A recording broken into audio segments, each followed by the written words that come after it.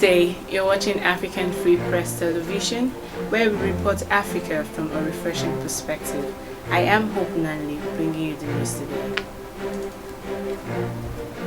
The Niger Delta Red Squad, one of the militant group operating in the oil region area, has attacked another pipeline belonging to Ajib Oil Company in Awara community in Imo State. The attack came 3 months after the group blew up its first targets.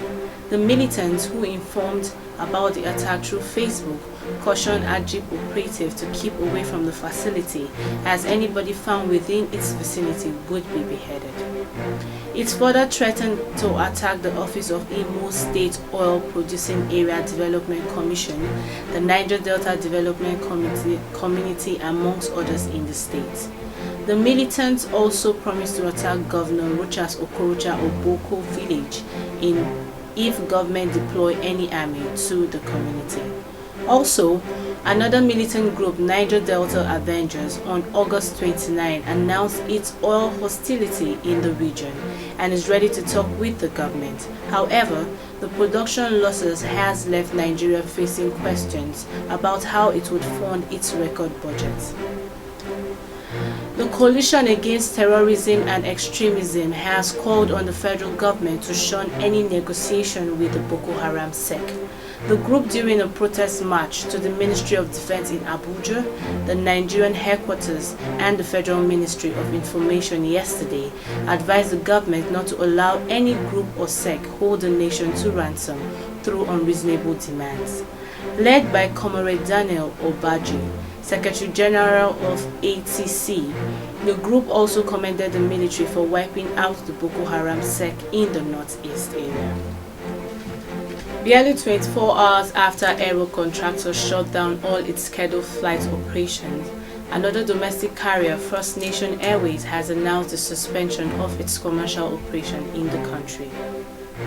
This came as aviation unions comprising the Air Traffic Service Senior Staff Association and the National Union of Air Traffic Transport Employees took over the head office of the embattled Aero Contractor at the Murtala Mohammed Airport, Lagos, protesting the suspension of the airline's scheduled flights and being locked out of their offices without adequate notice.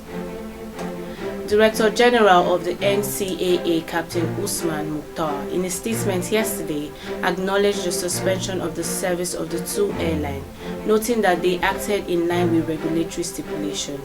He added that First Nation has been operating without a sequence number of functional aircraft to ply its designated routes, and its aircrafts are all on routine maintenance abroad. And according to the Nigerian Civil Aviation Regulation, no airline operator is permitted to carry out scheduled commercial operation with only one aircraft.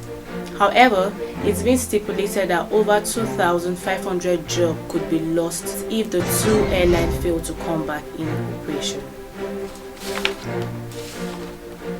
The Delta State government has declared 55 persons put under surveillance following the death of a doctor who was admitted in a private hospital in Asaba, the state capital, and thereafter died in Nnamdi Azikiwe Teaching Hospital in Nnewi, Anambra State. The Delta State Commissioner for Health, Dr. Nicholas Azinge, has said that the Lassa fever outbreak had been brought under control. Azinge, who disclosed this in an interview with newsmen in Asaba, revealed that none of the 55 persons placed under surveillance for having direct or indirect contact with the disease showed any signs or symptoms of Lassa fever. He commended the federal government's response team, comprising officers of the Nigerian Field Epidemiology and Laboratory Training Program and the National Center for Disease Control, led by Dr. Ihe Kwezu Chikwe, for their support and technical assistance in combating the outbreak. Mark Zuckerberg, founder of Facebook, has pledged to use Nigerian languages in offering services on Facebook. Zuckerberg, who was recently on a business visit to Nigeria, made the promise at a meeting with the software developers and ICT entrepreneurs on Wednesday in Lagos. He also confirmed that social media applications currently allow the use of Hausa language on Facebook. Zuckerberg also expressed his willingness to work with local content providers in bringing Nigerian communities to the internet, adding that having local content on Facebook platform would ensure that more people were connected. According to him, in the next 10 to 15 years, Facebook hopes to get everyone in the world connected online. And that's all for the news today on African Free Press Television.